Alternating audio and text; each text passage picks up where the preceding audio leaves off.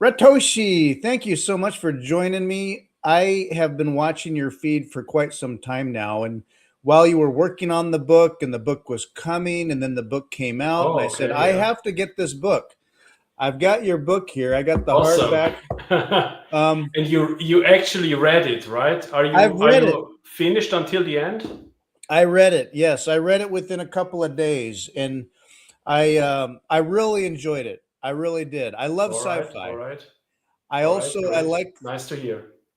I like the way you think. It's because it there's a lot of technical knowledge and awareness of kind of how things would work, but not just kind of like in a nerdy way at all. It's kind of the deep dive on what is the potential of all this, and you go there when you go into the future. I really like the big thinking, the big thoughts. Did you find this hard to write, or did you ever get stuck? How'd it go? It was I didn't plan to write what I actually wrote from the beginning. You have to know. Um, I started out just writing sci-fi short stories about rats in space, and there was no world building at all at that point. And this was like 3 years ago when I started with this project, and it kind of started to have a life on its own through the research, through the Bitcoiner community, where more or less also stumbled on accident because I researched for the stories what kind of money would a future society actually use, and that's how I got into the space. Yeah. So a lot of the things are not by accident, but more like an evolutionary approach. I Mhm. had to delete stuff until I came up with something that actually made sense. Yeah, it's fun in the sense that, and I don't want to give anything away because when I want people to read it and discover, of course, for themselves what's coming. But you want to pay attention to you've got like timelines in there where there's things going on up ahead. There's things that build upon that from past history. All of this is in the future, but here and there, I'd be like, wait a sec, what? Where are the humans? What happened to the humans? Are Exactly. they still there? Oh, wait, no, they're gone. Wait, where'd they go? And there's this lingering mystery over that. Even the rats themselves, I think, have some mythology around that. And that's something that I love is that, yes, humans bootstrapped something here. I don't want to give away about how, like, where the rats came from because you'll find out. And then the rats themselves have a sense of it, but don't even know, I don't think. So I thought that was really cool. Yeah, yeah. Like that was also a big part of the development, how to introduce that concept of post-human civilization, and how to resolve it, right? And um, I'm not sure if you understood what happened to them after reading it. Um, I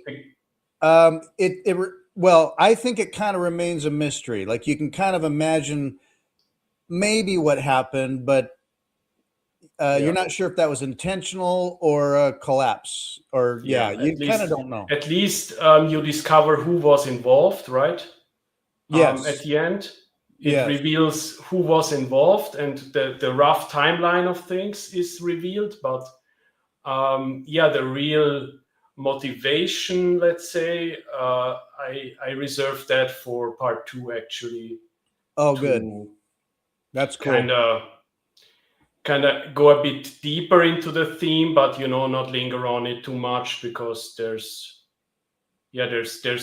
more stories to tell in the future, more, and not so much linger on the past. But in the book, I have these chapters. I call them push datas, Yeah. which is essentially a historical document on what happened between the narrative chapters. And um, I'm planning to do that for future books as well, that the context is explained in a more, not Yeah. from a character's point of view, but from a history point of view. Oh, that's cool. Um, Yeah, this is a good setup for an entire universe. You build an entire universe here, and this is a Bitcoiner podcast by plebs for plebs. You'd be like, Yeah, what does sci-fi have to do with Bitcoin? Bitcoin is not, it's been mentioned before. The word Bitcoin and what you think of as Bitcoin is not like in this book directly, but no, through and through at every level in terms of how every rat functions and operates and thinks and just is how things work. It's the time chain, and you've got to get your transaction confirmed, and nothing happens without that. Like, and it doesn't exist unless it gets validated and confirmed. Like, yeah. you're not anything until it's real, and that being Even real people means don't exist it. in this Yes, world. exactly. You have no identity, you have no rights, you have nothing unless you have collateral under your control, Yeah. and then you can function in this world. Do you care if I read just a little bit out of the book? I'm not giving anything Sure, away, but sure. Whatever passages you like, and we can talk about it then. so this kind of builds a little context about rats, and I'm just going to read off of page 65 here. What they lacked in legal status, they made up for in usefulness. They asked for little, they negotiated poorly, and unlike machines who absorbed pain, pressure, and degradation without visible suffering, the rats offered something that humanity had long craved but had forgotten how to name: warm biological exploitation. Um, well, I shouldn't say too much because it's the origin story of the rats, but with humanity kind of not in the picture, the rats are functioning in like sort of like what I imagine how people are right now, where some people just take for granted, like, nope, this is just life, this is normal, this is how it is. I don't ask why. And for for some of the rats that kind of think about it or pay attention, their origin story means something, and they weren't. It's not like they evolved. This was a creation. So anyway, Yeah, yeah. very fascinating. I like that passage as well, because it's an interesting parallel to our society, right?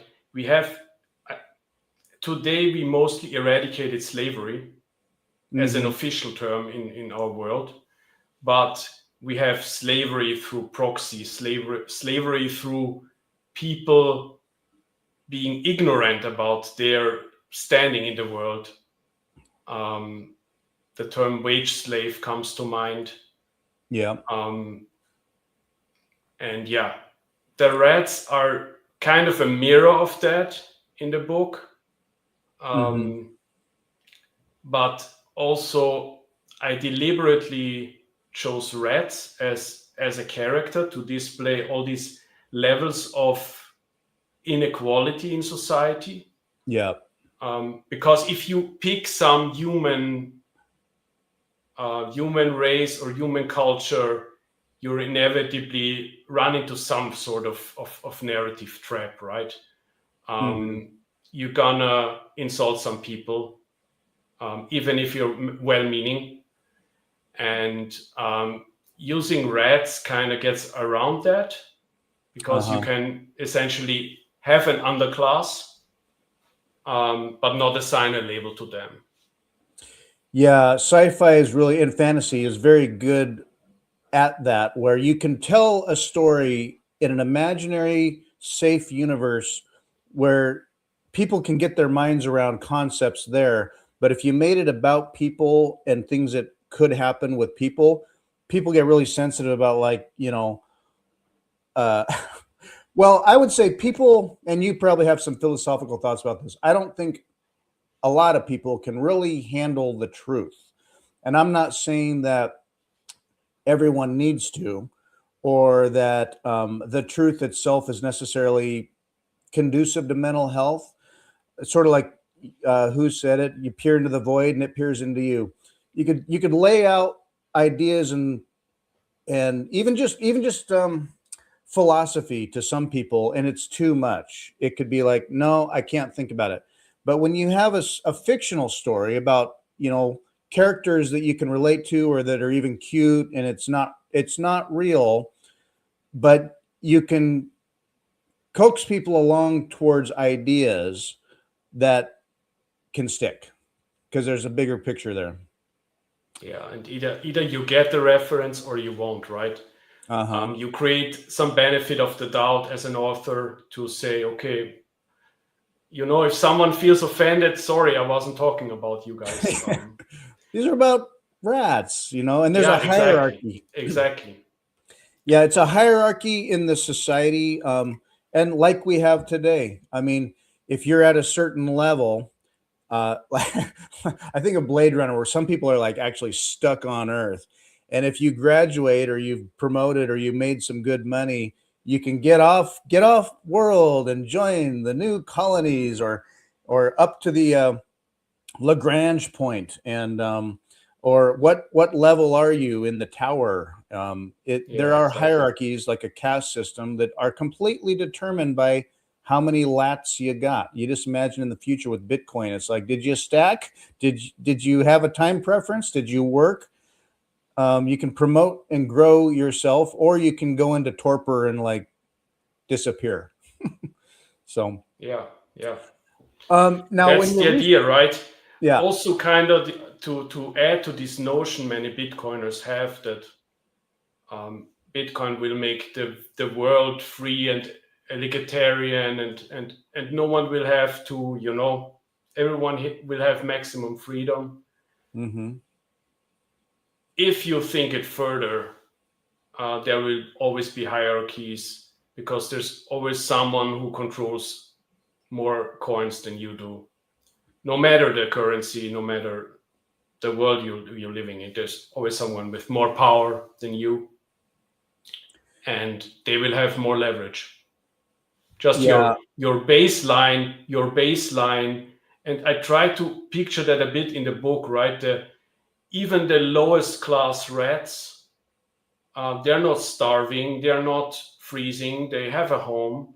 Mm-hmm. They just can't afford gravity. They're Yeah. just in these Lagrange stations at lower gravity. Their muscles are atrophying over time if they don't exercise enough. Right. So they're in this perpetual, literal wheel. They have to run through them Mm-hmm. to not die. But besides that, they have they don't starve, they don't die. They get their drips, Yeah. but yeah, And when you everyone think, else everyone else has unfathomable power, and yeah. yeah, the huge amount of potential wealth that some rats have, where I mean, I'm not even sure how to translate what like a Bitcoin would mean in the lats that the rats use, but you imagine that in the future Bitcoin like needs more and more divisibility. And so you are the most, I don't the word bullish doesn't encapsulate the potential that Bitcoin represents in the future, where it's like, oh, I'm bullish, number go up. Okay, when you think seriously in the future and Bitcoin running an entire monetary system for real, um, the divisibility we might need to function just day to day, like the rats, spinning in their wheels, to kind of be like basic level pleb rat, versus one Bitcoin would get you your entire a space station, and all the credits you need for all the entire tribe of people that run and live and function in an entire community on a space station. That's kind of the level of Bitcoin we're talking about here. Yeah, So it's so way the, out there. the base unit in the book is nanos, Nanos. and it's not I'm not sure, I think it's not explicitly mentioned, but this stands for nano satoshi, so it's a billionth of a satoshi, Yeah. just to get a scale of things. And yeah, if you actually imagine we live in a future like the rats, so they can access power from the sun directly. Mm-hmm.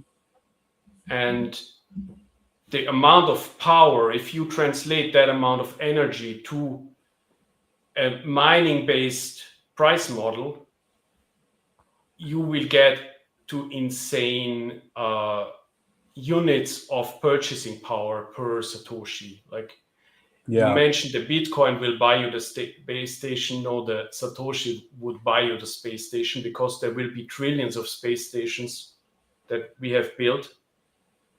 And yeah, Yeah. that's just, if we get to that scale at some point in the future, it will be enormous. Like we cannot, I found it hard to imagine and really write it down in the story, because you can just drop numbers on a paper and say they have that many space stations.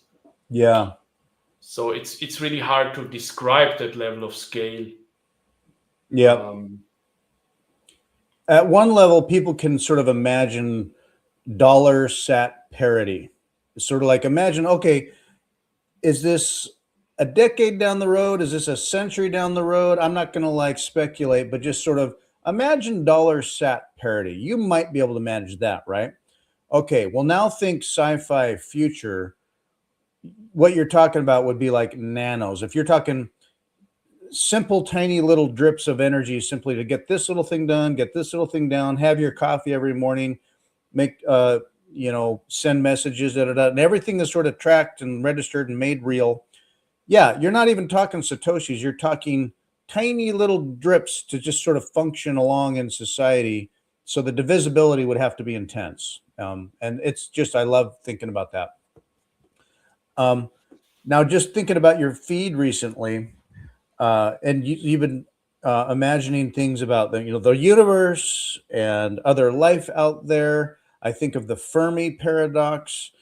It's very quiet out there, you might say, with the Drake equation. Shouldn't it be teeming with life, and yet it's very quiet? Are we alone in this universe? I have a theory on that kind of fits with the ratification methodology. Uh-huh. So if you're familiar with the Fermi paradox, you come across the concept of the great filter. And for the listeners who don't know what a great filter is, essentially the Fermi paradox asks the questions: where are all the aliens? Why Right. are we not getting visited by aliens all the time? Why we're not getting any radio signals from them, and so forth? Because from a purely scientific standpoint, life isn't really special. Everywhere we look, at least on Earth, we find life.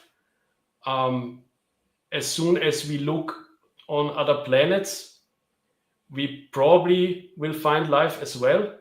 But the verdict on that is still out, right? Because we didn't get really far. We went to our moon, and now we're trying to use robots to pick up rocks on Mars and see what's there. And some indications are there is life in these rocks, or was at some point. But we don't know, right? We have no idea how common life is, but we think it's very common. So the Fermi paradox says, okay, where are all the aliens? If we developed a highly technological civilizations, other life on other planets might have as well. And why are they not talking to us? Why are we not seeing them? Yeah, there should be millions and billions, right? Exactly. So one explanation is that it's really, really unlikely. So some filter, that's why it's called a great filter, some filter is preventing civilizations to get to a status where they can communicate with each other. And we are, as humanity, we're still below this threshold. We cannot communicate. Let's say the next star system from ours is Alpha Centauri. It's like 4 light years away. Imagine there is a society there as functional as humanity. We have the same technology. We're on the same level. We couldn't communicate with each other. It's still it's the closest star, but it's still too far away. We don't have the power to transmit, so they can hear us, and vice versa. So one of us would have to be more advanced than the other to receive these signals. And So the Fermi paradox more or less asks, where are all the super advanced aliens? Because let's say technology kind of falls flat, like every civilization stays at the tech level that we are right now for some reason. Every other star could have life, intelligent life, but we just cannot talk to each other. It's because we're all stuck in this bear market of technology. Less than one And Kardashev. exactly. 0.75 Kardashev or wherever we're at. Yeah. Let's say we're all stuck there. So one theory why are we stuck there is fiat money. Fiat money might be a great filter, because if you look at any chart that charts the technological progress in terms of energy produced, since we have fiat money since 1971, this curve is flat. Because what are we doing? We're trying to conserve energy, because our money is becoming worthless, so we cannot really grow as an energy producing society. It was holding us back. Yeah, exactly. It's like you're constantly having your foot on the throttle, and you're not getting anywhere. You're just trying to get by, right? And everyone who's been stuck in a fiat job knows what I mean. Yep. It should provide you the means to grow, but you're barely getting by. Actually, you're barely surviving. And on a societal level, this might be a great filter. So if every civilization discovers fiat money at some point, and I mean, humanity discovered it many times through history, and every time they discovered it, it kind of threw them back a few hundred years. So that could be the reason, right? Why don't we see aliens? They're all stuck in fiat money. They're stuck in fiat. That's why it's quiet out there.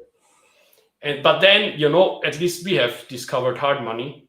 Yeah. We have discovered time chain technology. But what happens if a civilization discovers time chain tech? It should be part of the Drake equation. The Drake equation should incorporate, did they discover Bitcoin? It's part of it, actually. Yeah. Oh, it is? Because it has this, do they become spacefaring? Okay. And but the tricky part is, if you discover time chain technology, what will your people do? They will lower their time preference.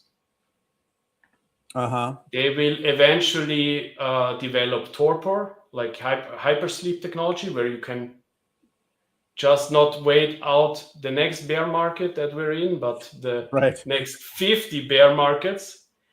I mean, some people would do it, and if the economic incentives are set up like that, you just need to hodl, right?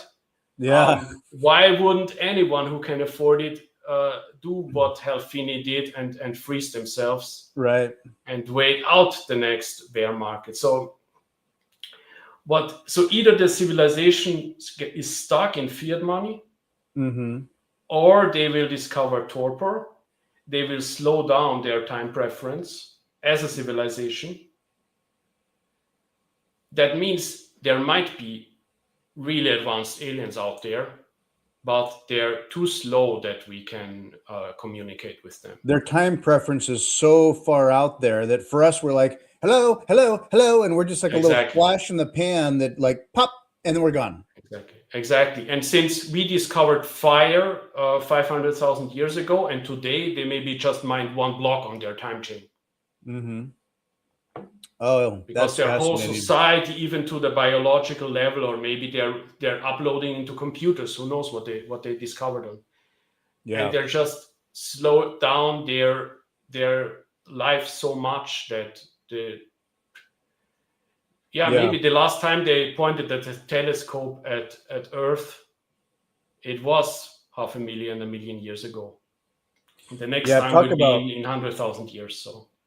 That's amazing to think about. I hadn't really thought about it like that. But when you think of time preference, I mean, the expansive span of time of the universe, and to the extent that we can tell in this universe, I mean, for us, thousands of years is crazy long. a million years is kind of a little slice. A billion years is just a decent chunk of time. Yeah. And I mean, we got another, like, what is it, a billion years before the sun absorbs us or something like that? Anyway, like, we've got some time just sitting here, like, simmering. On the span of time, humanity, when you look at the span of evolution, everything else, humanity is barely a line of, like, and the internet is it even a spark yet on the span of the universe? It's like, Yeah. oh, here we are. We've been broadcasting for a whole 100 years now, which is nothing. So, and so Yeah. we're effectively 50 impatient. years actually since we started SETI. How and long? 50 years. 50 years. And that's actually because you said you want to add things to the Drake equation. Yeah. When I was still in school, when I started to study all this sci-fi and read about from Carl Sagan and Arthur C. Clarke and all the classics and discovered the Drake equation, I thought, like, they have this in time since the civilization discovered radio signals, but you need to be I thought back then even that you need an end state, because I thought back then, and that was before the internet, before I knew that the internet existed, and in the early 90s. I mean, the internet existed, but I wasn't aware of it, right? I thought we will find some better technology to communicate. We will not use radio after that. So we have a very small window where we use radio, and also the aliens use radio. But because we're then both not very advanced in our communication technology, we're still too far away to talk to each other. So in my opinion, the Drake equation, like it was set out using radio, it must always resolve to zero. So I don't see any scenario unless, through some fluke, hyper advanced aliens decide they want to use radio right. to deliberately talk to less civilized civilizations. But why would we do that? We're not pointing lasers at an anthill and doing like, hey, let's see if they can figure out what we're doing. They won't. We know that they won't. So yeah, that brings me to another potential theory that's out there. I think it's called the dark forest theory. The 3-body problem is I mean, they made TV about it, of course, but the books are very well written. It's amazing to me, and you're probably familiar with it. I don't know if you've read it. Yeah, I've read it too. I'm amazed at the quality of the translation into English, because it was written in, I believe, Mandarin, but because I can't remember the name of the Chinese author, but the translation is phenomenal. It's so good. It's good reading. So I really enjoyed it. But the idea would be like, any civilization that up and wakes up and is like, here we are, and they don't even know they're making noise out there, like rattling their crib, and other societies out there, civilizations in this universe that like might see it. It makes me think of, like, in the book, the concept of like the tabbies. The tabbies are out there, and maybe it's like, they're out there just to make more paper clips. And they're roaming around, AI or whatever it is. They're just like, the Borg. And they see a spark happen. They're like, ooh. So here they come to like co-opt that. And so, yes, every later civilization, whether it's a million years down the road, here they are. Hey, look at us. Look at us. We don't know any better. Hello, hello. And so here come the tabbies. We got you now. And then they're gone. That's a theory. Yeah. Yeah, I mean, that means, but at least if that dark forest theory is true, right? And I think that's also explained in this 3-body problem book, that we already started blurting out, here we are, like we started 50 years ago sending signals out that a much more powerful civilization that wants to kill all others, like the dark forest. They want to kill all other life in the universe because it's fun. And we're 50 years out, which means their response takes 50 years to go back. Let's say they use a very powerful laser to just kill us. They won't use a fleet of warships. They would just, like in the free body problem, they send some weapon at light speed towards us, and just eradicate the whole solar system, because that's the only way to be sure, right? So it's an interesting thought, because it puts an upper limit, or more or less a lower limit. We already know we are 50 years out, so we know that within a 25 light year bubble around us, there are no hostile aliens that we know of. Because if they were, they would have within 25 years responded with some weapon, and we wouldn't be here to witnesses. Or they sent back the Matrix.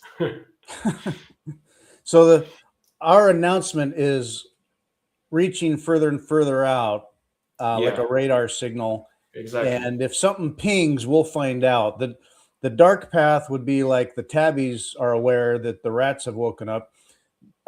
What I would hope for, it would be something more like Carl Sagan's Contact, and great movie, great idea, but you imagine they're like, oh, hey, there's another one. We want to help them. We'll shepherd them. Hey, here's the key. If you can figure it out, you can become part of the Galactic Republic. You know what I mean? The Star Trek universe. They would have to, if I was these aliens, right? I wouldn't do like, hey, here we are these nice aliens. Because that's way too controversial. I would think about what are the ramifications for this society. Most of the people in the world believe in some sort of religion. Like it would insult like 99% of humans if some aliens would just be like, hey, we are here, and by the way, this is what we think about the world. It would upset a lot of people. Yeah. So what would I do if I were a very powerful alien? I would send them some sort of technology that would help them out of their great filter, right? It would help them to surpass the great filter. And I mean, what could that be? What kind of technology could that be? Brings me to Satoshi and the immaculate conception of Bitcoin. Exactly. There are theories in that direction, which I know you've thought about a lot and entertained. There are people that you could, we want to put a face to a godhead and just say, oh, Satoshi was an alien. Well, that's kind of human thinking about angels and gods. But yes, there's something larger than life about the mythology around Satoshi and the mystery of all that, which I think it's good for Bitcoin. It's good for the movement. We need that gift to humanity that remains a mystery, which I'm appreciative of. I like the mystery is kind of important in all this, that it was like a gift given to us, and Satoshi walked away. And here we are just cranking away on all the rabbit holes about it. And it's empowered us to go in a new golden age direction, potentially. Meanwhile, it doesn't disrupt us in a bad way. It's not like, oh, everyone like adopts a new religion, or it affects our psyche, or, oh, it's like a little subtle tool that later could almost be just invisible to the fabric of our society. But it didn't shake us up like, yeah, this is how you do it. It's more just like, you get to figure it out now. But here you go, a little gift. Yeah. Like I'm 99% confident that Satoshi was just another guy, right? Me too. Or a woman, who knows? But if you look at Satoshi's other writings, like the whole white paper, this was a person who didn't just understand computers, but also understood economics and also understood philosophy. And they must have known that by going through this pseudonymous persona, that it will avoid a lot of the traps, as opposed if, hey, I'm the CEO of Bitcoin Limited, and this is my new, invention. Yeah. So I think probably just someone who understood many aspects of humanity at once, which is not impossible, right? There are many smart thinkers out there who Yeah. have a very broad understanding of things, from Mhm. from computer science to money to mythology, religion, all that stuff, and just the first person who really managed to put it together in a consistent protocol. Definitely genius. And there are geniuses in this world, and I don't hold a human, it very well could be managed by a single person. I don't believe it's something paranormal or beyond the capability of humanity, and yet it is amazingly genius. Like you mentioned, the philosophy, the awareness of Yeah. economics, the technical aspect, history, and the very fact that if I'm public and I'm not super careful with OPSEC, I'll be everything from going to prison to killed, I think. So they handled it all just brilliantly throughout and then walked away. The final spark of genius there. Yeah. Man, do you Um, think there are people still alive who really know the government name of Satoshi? that they know the what name of Satoshi? The government name. I don't like to use the phrase identity because I Oh, think identity is what you prescribe to yourself, right? So okay. Satoshi's identity is identity. What people want to know out of some morbid curiosity or whatever, what was their government assigned name, right? Right. Their name that's in some government database where someone can figure out, okay, did he have a family we can harass? Did he know people we can harass? Right? That's why someone would want to know who he was. Doxing. Yep. Yeah. So do you think there are people alive that have this information? Because Yes. I find it hard to believe that nobody in the world knows that this information just doesn't exist. When when Bitcoiners get really into Bitcoin, it's a natural curiosity. I maybe a lot of Bitcoiners go down this path, but you want to know who Satoshi was, and you do the research, and you can have your theories. I have my own personal theory about it, and when I was really excited about it, I did a lot of research, and I did some deep dives on deciphering who out of this potentially small number of cadre of cypherpunks could it be? You get down to a handful, and then you can start kind of winnowing them down. I think it's something that is knowable. I think there are certainly people who exist who just have really strong, good ethics about it, who know to leave it a mystery, you know. So at But you first you said, want to find out, and then when you think maybe you know, you want to say stuff. I've seen people on X and elsewhere say, "Hey, it's this guy for all these reasons," and they write all this stuff. I actually wrote a lot down about it and I had a theory down. And part of me was like, I want to share this cool information.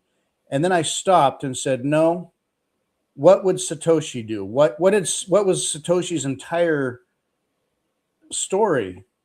He is to remain anonymous. So I stopped and was like, you know what? No, it's you just have. It's important to let him remain anonymous, pseudonymous. So I just think people do know out there, and ethically they are leaving it alone. So I don't know what you think about it. I think I know who I it mean, is, but you said you said there are only a handful of cypherpunks who it could be. uh-huh. You said that, right? You said that there's only a handful of cypherpunks and it has to be one of them. That's my Um, theory. I, I think that's a logical fallacy Okay. because there's not a central authority who says who is a cypherpunk. You didn't have to register as a cypherpunk. Right. Being a cypherpunk back then meant having access to that mailing list. I think it was at the start, even it wasn't even a forum, Uh-huh. and anyone could be a cypherpunk passively, right? They could just read the public emails from that list, Yeah. and if Satoshi was one of those lurkers who just listened to the conversations and then decided at some point, okay, I want to write this software, I want to write this white paper. They had no second, more or less public identity as a cypherpunk. I mean, it could be that for instance, Halfini said, okay, for the white paper, I'm gonna use a different name, but it might very well be a person who has not a single other public, appearance, nothing, just some guy working a normal job and writing a Bitcoin on the side, right? And they're not present anywhere. And yeah, so that's my theory. That's most likely someone we don't even know about. And they're like, how many programmers in the world? 50 million? Could be any one of them. Something totally asymmetric and isn't one of the common ideas. This is might be hard to read, but this is like a tree of all the various technologies that led up to what became Bitcoin, where you actually had to invent very little things. Like that's the other point against this. It was aliens. It was a superhuman being. You had to invent very little actually to end up with Bitcoin, right? It was built on the shoulders of giants, as they say. Yes. So there's sort of a short list of usual suspects, and I think people couldn't imagine that. Oh, it's him or them or her or the other. It is all theory. I have my opinion about it. And it sounds sort of, I don't know what the word is, but it could be like egotistical to say, "Oh, I think I know." But there are many people that do kind of feel like they think they might know. But it also, you got to leave it alone. Even to bring it up is a little fiat in my mind. Is kind of like, let it remain. I agree 100%. That I don't want to know at this point. Yeah. I don't want to know, and I really hope it's never. We will never find out. Like we will never have consensus who it was, because that would endanger a lot of the. First of all, it would endanger his family or relatives if he had any, and there's no good in that. Like totally none. And second of all, it would remove a lot of the mysticism around it, and also the attack surface, right? Let's say we find out it was this guy and it was, I don't know, a homosexual, and a lot of people might have a problem with that. Or he was, I don't know, a communist. Right. Some people might not like that. He was a communist and he wrote Bitcoin. Now suddenly Bitcoin is communist, right? People are stupid like that. They don't know that someone can have two more or less unrelated opinions in their head and still be functioning. So I think it wouldn't do any good to know it. Yeah, not helpful information, kind of a distraction. Plus, people, it's sort of like when you think of like Buddhism, where people want to hang their hat on the Buddha himself and worship a godhead type figure and have a shrine to Buddha, and it's like no. It's not any one person. It's not a savior. It's not about the face. It is the spirit behind in the machine that is the whole point of this. And so it is our fiat brain that wants to like know these kinds of things and docs and all that stuff, or worship the name. Not that it's not important, but what makes it so special and magical is the fact that he remains anonymous, and it should be that way forever. That's my thought. Yeah. Coming back to personas. Are there any characters in the book that resonated with you, that you thought, okay, this is interesting? Yes, I liked, and I'm trying to remember her name, but she was doing kind of her regular fiat job for the network, and stumbled across Milo. information that then she was like, I know this information and this is important, but it's dangerous information to have. It's sort of like, hey, I discovered this thing, and you want to tell the company, Yeah. and the company is well aware, and and would take harsh action to bury it, or in fact, not manage you, take care of you. not not even, right? They just they didn't really push back, right? They let her walk into a trap and basically dig her own grave. I want to read another little bit. 193 years after Ratkind, Robaka used to work as an engineer on cargo haulers between Phobos and Lagrange, materials destined to be consumed by the auto factories. This time, when she woke up from torpor, it was different, cleaner, colder. She checked the telemetry from her tablet while still inside the torpor chair. All was green, her body was healthy. This was how everyone would enter the game. Like their ancestors, you had to go into torpor and wake up at the precise moment your assigned character was required. She'd scraped together her life savings, 27 years of grinding, hauling ore, missing sleep cycles, just to buy into the lowest tier. One character slot, one mission, one shot. To her and probably everyone on the low end, this wasn't just a game, it was a second economy.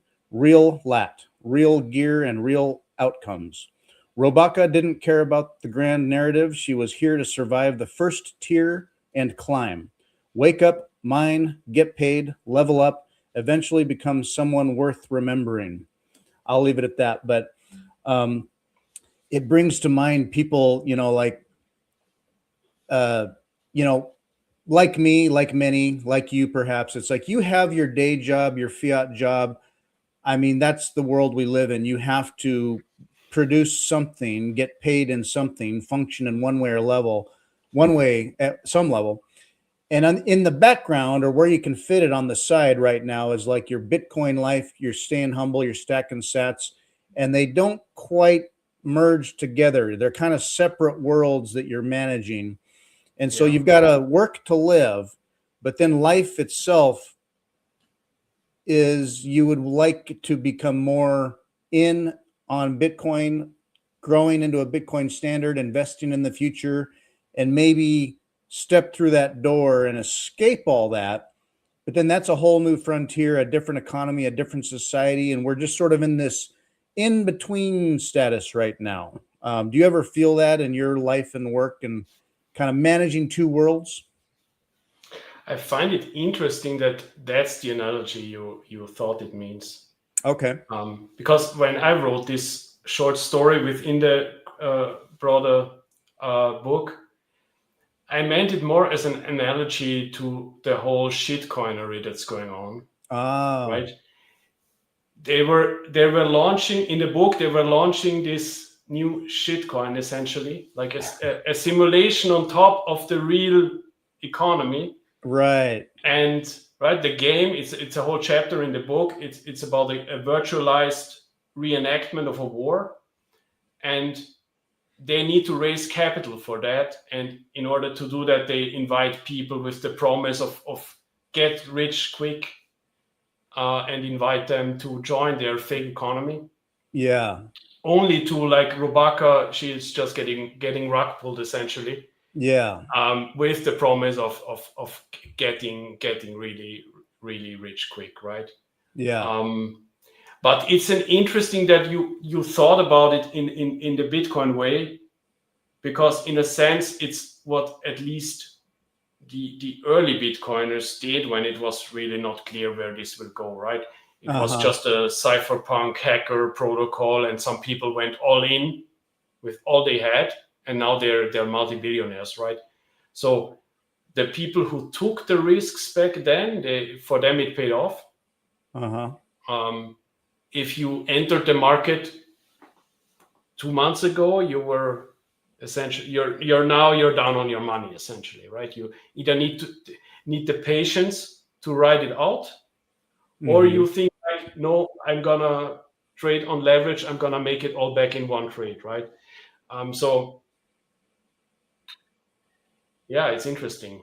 It's like, hey, we're going to launch a spaceship. Get on board. We'll Exactly. play the game, and we have this mission, but it's perhaps a wing and a prayer and some hope that we're gonna that the spaceship's gonna get to its destination, and you're a player. You know, you're a player character in this game, and there are many potential games, if you will. Bitcoin for me, it's like the ultimate.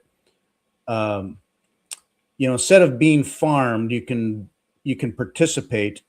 And as a game goes, there's not a losing move other than to play. The only winning move is simply to participate, to play.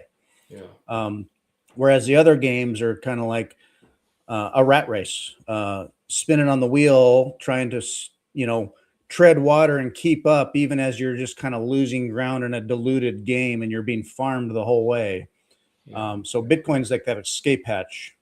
Yeah.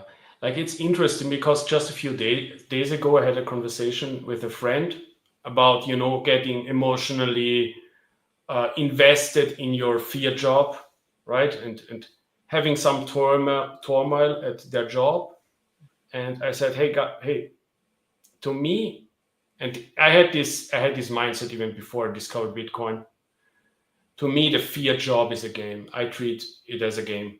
Like I treat the people I interact with as NPCs or as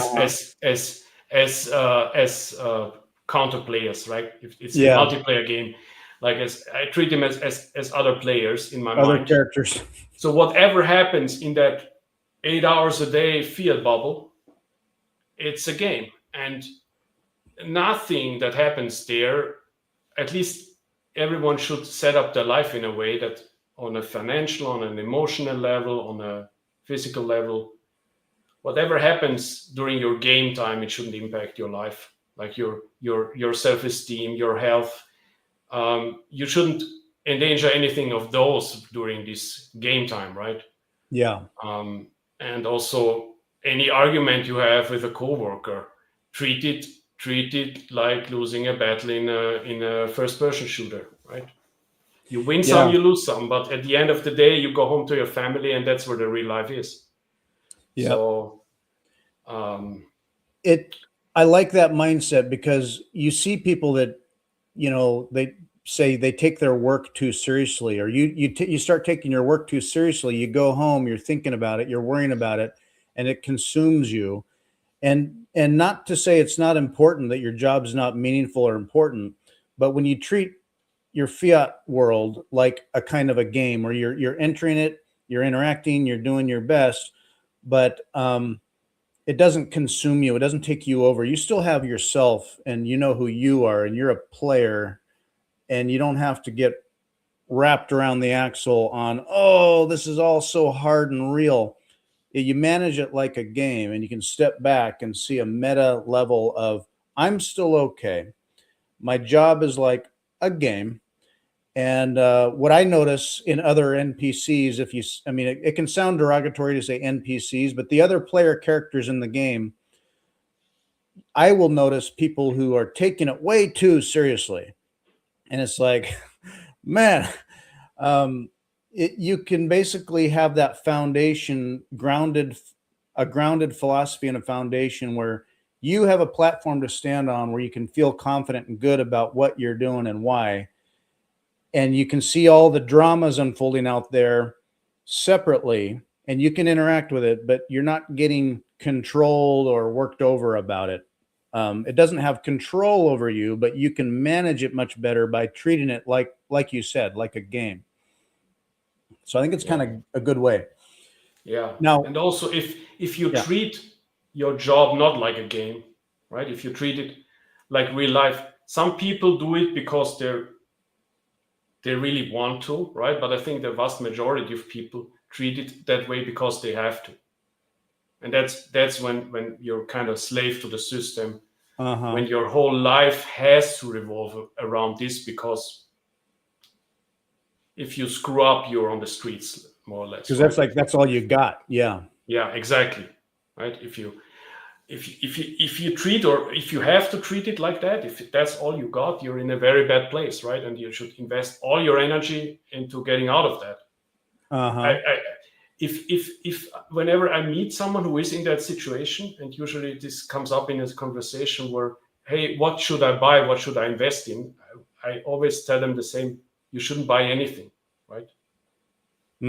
Take all the money you have right now and invest it into getting out of that slavery, right? Either by learning a skill, or going back to school, or looking for another job, right? Just get out of that situation first, and then you can think about what to do with the rest, right? Yeah. Because then that's another trap. You're trapped in this fear job, and then you're also trapped after you're getting home, being a part-time trader. Yep. You're just adding another slavery to your existing slavery. Yeah, don't buy into the fiat, don't buy into the propaganda, don't buy into the latest politician, the latest, we're here to, we're from the government, we're here to help you. It's like stepping back and like understanding it, learning it, but not getting sucked up into it and making it consume you, take control of you. Like feel your personal agency. You can just go out there and do things, and do that from your own base reality. Now at a higher level, we're thinking sci-fi fantasy here now, and you're probably good for these thoughts. Could we be in a simulation? Is all this a simulation? To me, simulation hypothesis is just a rebrand of the classic religious trope, right? And I can explain that if you want me to go deep on that topic. Go into it. I'm very curious. If you think back how our religions have evolved, because there is an evolution to them. No matter what you believe, before we had the monotheistic religions we have now, where you believe in one God, we had other religions where people believed in more nature-bound religions. They thought the stars are gods, or the animals. Even before then, the animals had godlike features, right? So we have this evolution of our beliefs. The more we figure out about the world, and the more we figure out about the fabric of the world.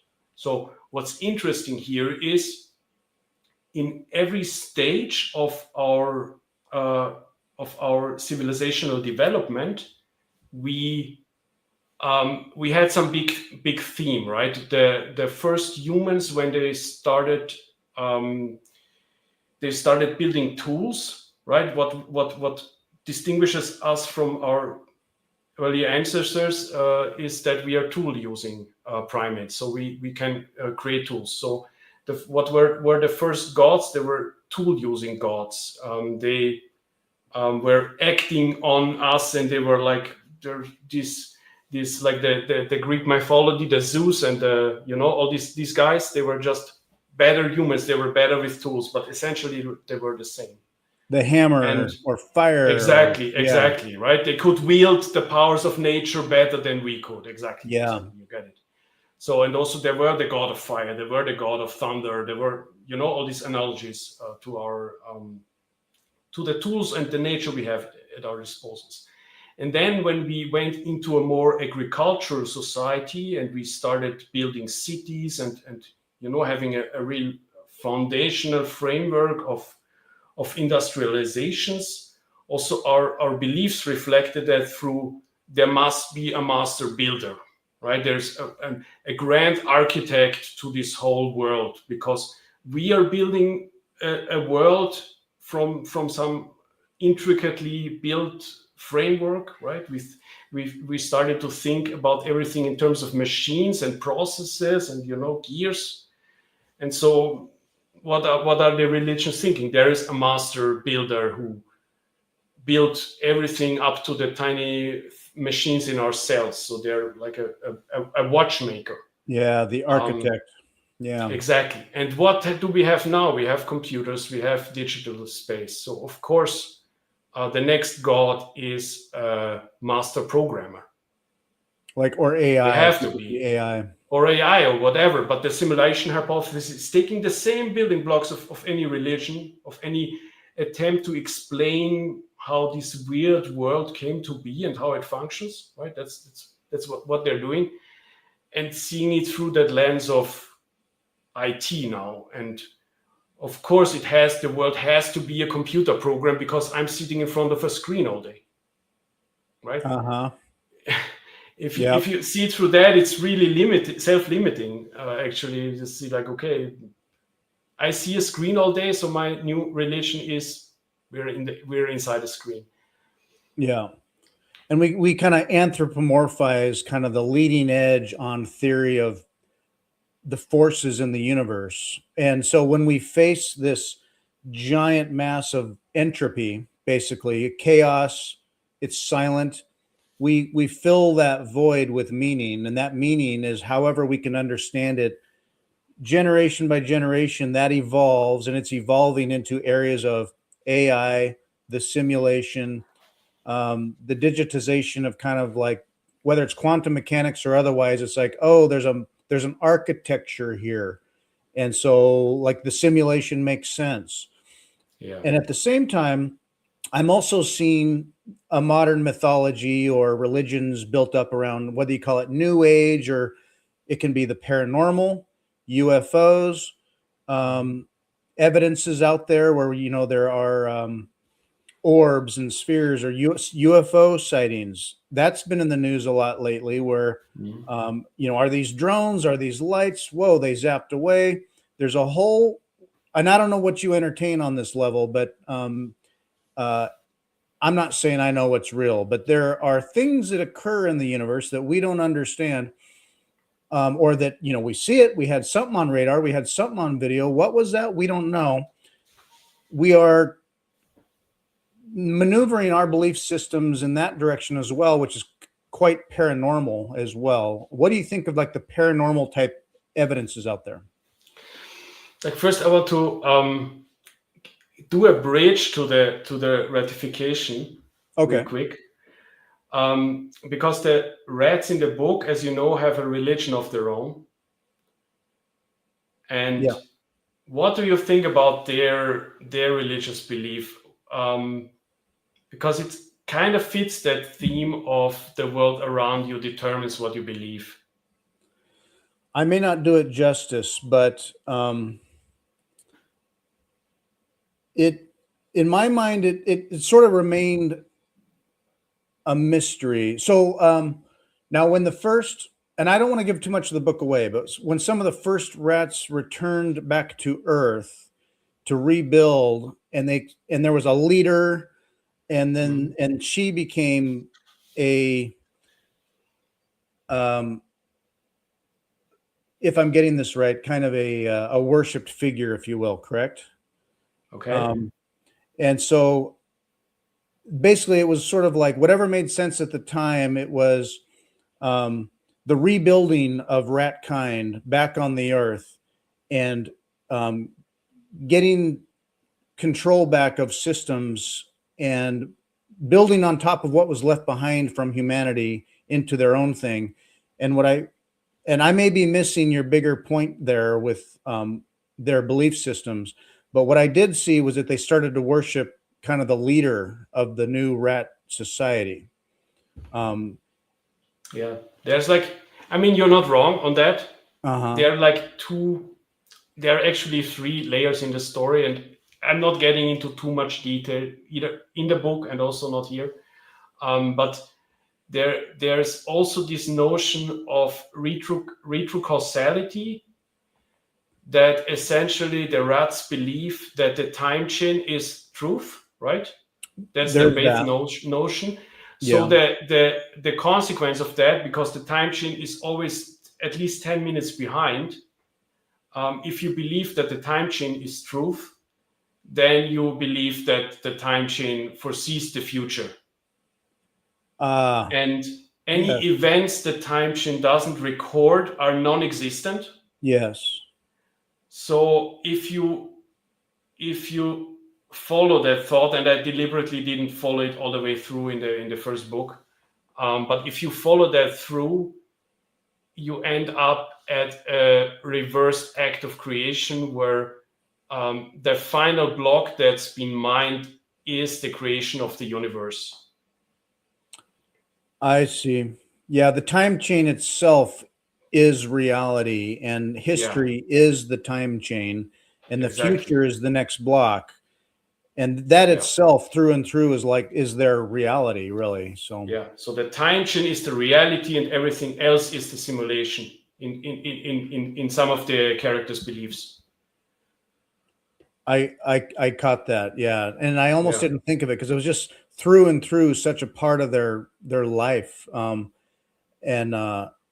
that's what I loved about where you took the ideas of Bitcoin to the farthest extent that you can imagine in a sci-fi story. Is that the time chain through and through itself documents what is real and becomes itself reality itself. So it doesn't document anymore. It is. It simply is. Yeah. There are some quotes like that in the book. I don't remember, but there are a few quotes in the book about that the chain doesn't predict. It simply is. I don't know it out of my head right now, but that's a big theme of the book, that we're kind of flipping the script, right? Similar to how fiat mindset and fiat thinking influences how we even think about the world, right? How we don't question dogmas like 2% inflation must be, right? It just simply occurs. We don't think about it. Yeah, exactly. It's just a dogma, and we accept it, and we make it our base reality, even though it's just completely made up. It's just it's a protocol similar to the time chain. But getting back to your earlier point about unexplained phenomena and when I was a kid, like a teenager, started to get interested in that stuff. The Bermuda Triangle was a big thing. You remember that? Yeah. Is that solved already? I mean, you could chalk it up to airplanes at the time and a large area of ocean that's hard to explore. And, shit happens. And also maybe something like geomagnetic, I don't know, natural phenomenon. You could explain away a lot of these ideas for sure. Yeah, but I recently thought about this because the same reason why you mentioned it earlier. The news is full now with, again, UAP sightings and drones and whatever. Yeah. And this made me think of back then when every kid was scared of the Bermuda Triangle for some reason. I see it more of like a thing. Couldn't this be as well just another tool to make us scared, right? Mm-hmm. That's my first thought after having lived through a lot of these hype phases. Because I haven't seen anything weird. Maybe it's just some tool of control that the new, and this doesn't necessarily have to be a huge conspiracy, right? It's just that the whole journalism, they need to create hype, they need to create fear to make money. Yep. No one makes money on good news, so they always need to create some big thing, some big fear, some big abstract fear. Yeah. And if people start, and I think that's also part of the trend, especially in the past 5 years, many people just became fearless, right? We had this huge event that locked many of us in our homes for a few months, right? And many people rethought their whole thought structure, no matter in which direction they ended up, right? There are many different ways to interpret that, but it was an event where many questioned many underlying things they thought to be true, either about themselves, about their government, about their jobs, about whatever, right? Uh-huh. So as a result, many people just became fearless. They said, like, you threw this at us, you cannot, like, what's the next thing, right? Yep. What could be worse than telling me I cannot visit my dying wife in the hospital, for instance, right? Uh-huh.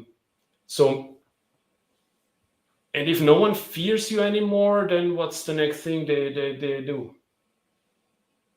Like, how many times has World War III started apparently in the past 4 years? Right. And this UAP stuff, again, to me, it kind of feels like that. I mean, it could be a real phenomenon, but just from a Yeah. You know, a system mimetic that wants standpoint, all just a huge diversion. That's my base thesis on this. it works, and I think it's a typical kind of MO of operational control. You can the way the human psyche works, it's like you can go through your day and you can have 100 good things steadily happen, and then one bad thing in your brain out of survival, or like, okay, don't do that again. I want to survive.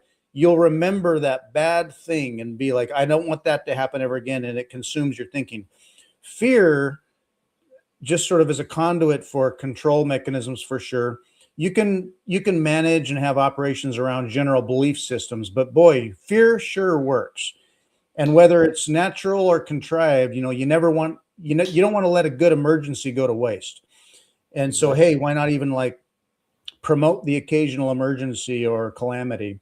So whether it's like, terrorism, viruses, UFOs, you could have plans on the shelf and just be like, well, we're Yeah. kind of due for another one because, well, the money's going bad. Or we Exactly. need Exactly. it's a resource capture control game. And so as the largest entities or powers that be are in the world, are out there capturing resources and simply maintaining their game, what works is, well, the people aren't going to believe this, or they're not going to like buy war bonds, or they're not going to vote for this, or, well, we can just do what we want anyway, sure, but we're going to have a revolt on our hands. Well, how do we frame this in a way that they can swallow that pill and put on the mask, do 6 feet distance, stay at home, do all the things, have complete mind control? How do we pull that off? I don't want to get into big conspiracy world, but boy, it sure works, doesn't it? Yeah. And I So mean, they play this at every level, right? Hey, we're this huge investment fund and we want cheaper Bitcoin. How do we get people to sell it to us, right? yeah, Let's load China FUD. Let's load quantum FUD, right? Let's load. We know Satoshi was, what was the recent bullshit? Satoshi was Jeffrey Epstein, right? That was the recent thing they pulled. Like, they're getting really desperate with their FUD. it's getting desperate. But it works, people are selling. Uh-huh. So Yeah, it works. And I mean, even the most ridiculous thing gets eyeballs because you're like, what? But it yeah, gets your attention. yeah, sure. Now, And it if works you in the opposite way as well, right? You remember this, what was his name? Dennis Porter tweets about every second now we will have a strategic US reserve, and I have massive spoken to breaking 5 million news, people. massive breaking, Yeah, exactly. Right. all caps guy. Yeah. So If you could, it helps if you're aware of these shenanigans that are going on, but is it really helpful, right? yeah. It Well, still impacts you in some form. Just gotta be separate the feelings from the action. yeah, it's been kind of propaganda narrative all the way down. You can trace it back for as far back as you want to go. It's kind of like always been that way. It's just sort of evolving. I think more and more people are waking up. I think Bitcoin one helps people do that, like wake up. I think when you've been burned before, and when you think back to like 4 or 5 years ago, and you're like, what the hell? Like, we really did all that? Huh. Wow. I think more and more people are kind of waking up to say, nope, I'm done. I'm opting out. And before Bitcoin, it would be like, well, for what though? What are you going to do? Hoard gold, hoard your guns and ammo? Bitcoin is the most bloodless revolution you could ever hope for. It can be a quiet revolution that steers the ship completely, and you don't have to go out there and fight. You don't have to arm up or get violent. It's just simply intrinsically transitioning everything quietly and sometimes suddenly. And you see kind of the control around it trying to get desperate. I think it kind of gets a little ridiculous when you see the reaction to it. Yeah. Now, But I mean, on one part it works, but on the other hand, it's like you said, I think it's also one of the reasons why it's so successful, and it will be successful, is because it's imperfect, right? It has its limitations. There are limitations in transaction size. There are limitations in capability. And I think also that plays in its favor, that it's just this hard money with very strict rules. And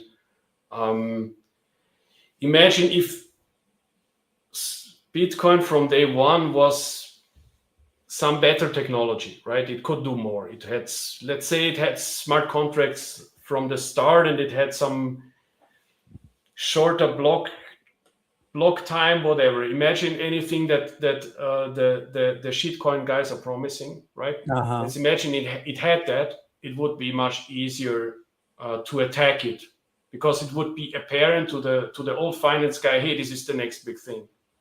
But even now they see it as this slow moving ship, and they think like, I imagine these guys in some boardroom at MasterCard in 2010, 11, 12, looking at Bitcoin, because for sure someone brought it up to them back then, right? These guys are not stupid. But some guys probably presented it in a MasterCard meeting, and then someone asks, how many transactions per second can it do? What? 7? Right. You can't ignore this. It doesn't matter, right? It lurked under the radar until it had its roots in, and then as it pops up, now it's just here now. Yeah, exactly. Yeah. And now it's becoming harder to stop. Yeah. I encourage people to run nodes. We need a strong network. I want it, and as it is decentralized and secure, I want to see it more so, because you see sort of like walled gardens or a cage kind of growing around it, and whether it's ETFs or the treasury companies or derivatives and stuff, you see the system kind of wanting to get a grip on it and around it. So that was somewhat inevitable, I suppose, anyway. But as long as plebs like you and me can still on ramp and off ramp and run a node and operate directly, then it works. I want to promote your book. I've got you can get it on Amazon. Ratification, the Second Bailout, available on Amazon. You can also get to the link through your website. Yes. You can be found on X profile. Ratification.com, and you are on X, Ratoshi 21. Yes. So you can find you there. If nothing else, your feed is great. I have to say there was a post you made that I loved. I laughed out loud. I had to read it a couple of times.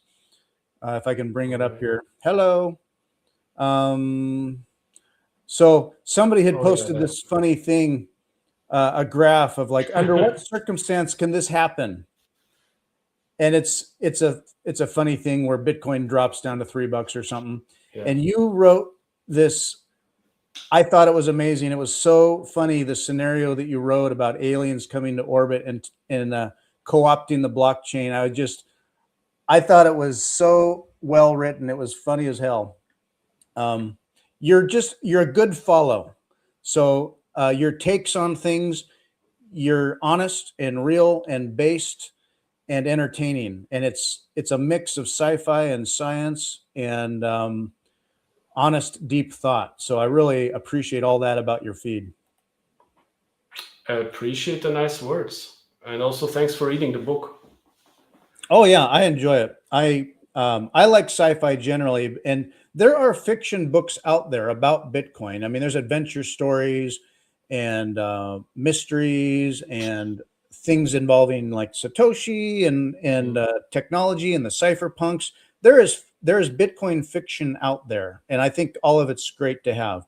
I think this is the first sci-fi that I'd read about it. At least sci-fi that At least reaches out. strictly sci-fi. Yeah. Yeah. So, I mean, great there job. are I need to do credit. There are these, I think it's called Time Machine Chronicles. I'm not sure the name, but there's a few years old collection of short stories about civilizations running, also far future civilizations Oh, running the time chain. So I'm the not time without chain. inspiration. I need to look it up, but it was a collection of short stories about how the time chain will develop in the future in outer space, like with more solar systems and stuff.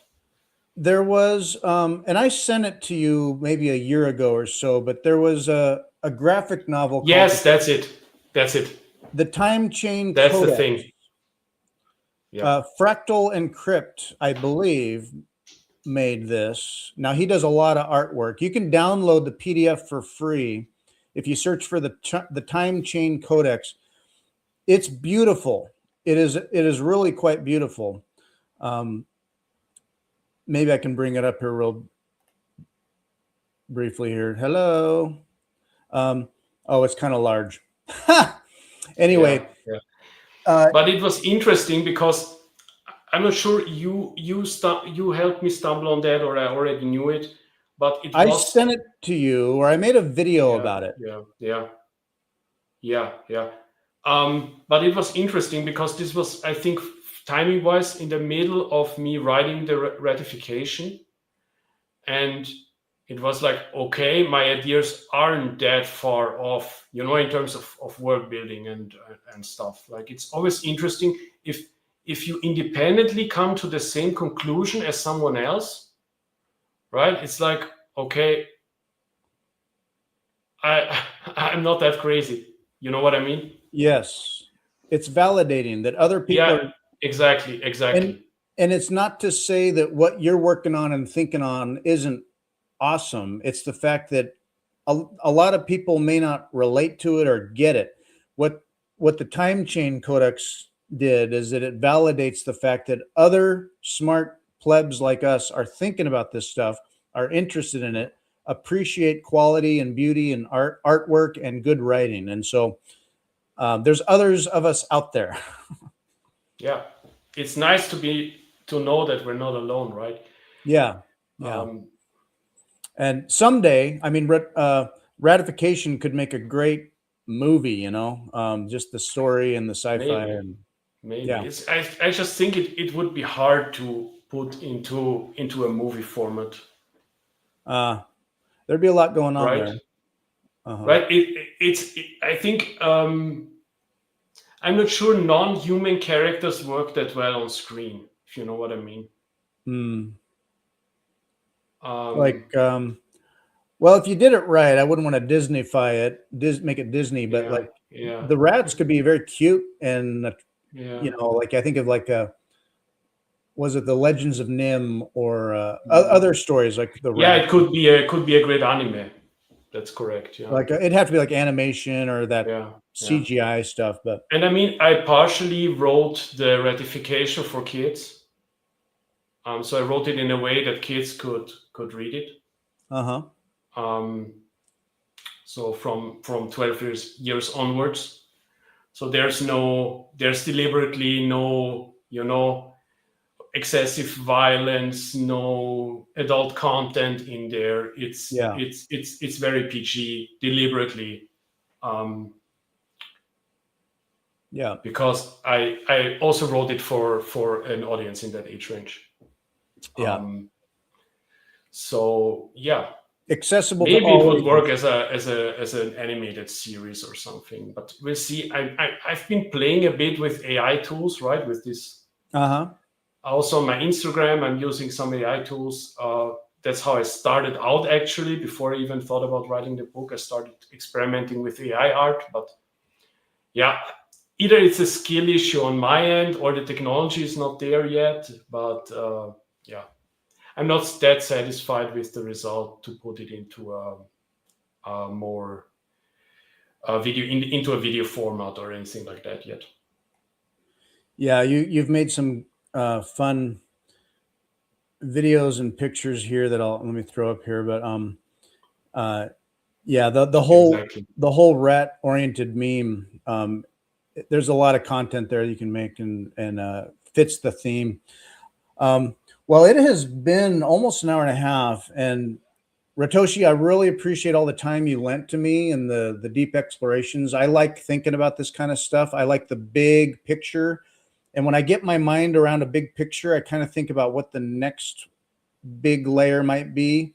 And so I'm always sinking down that trail without getting tripped up in my own mind. I love exploring these creative ideas, and your book helps capture a lot of that. And for a Bitcoiner or just for anyone with the concept of a time chain, I think it's just a really cool paradigm and a story that you've told here.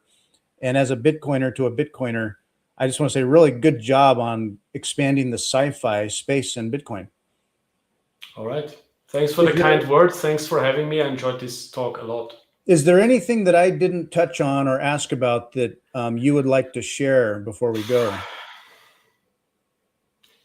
I don't know, a million things. But yeah, I think we should honor your time box and maybe save it up for the next episode. Yeah, we can do it again and talk about other stuff because I love all of it. There are rabbit trails to follow. I think it's all fun to explore and imagine.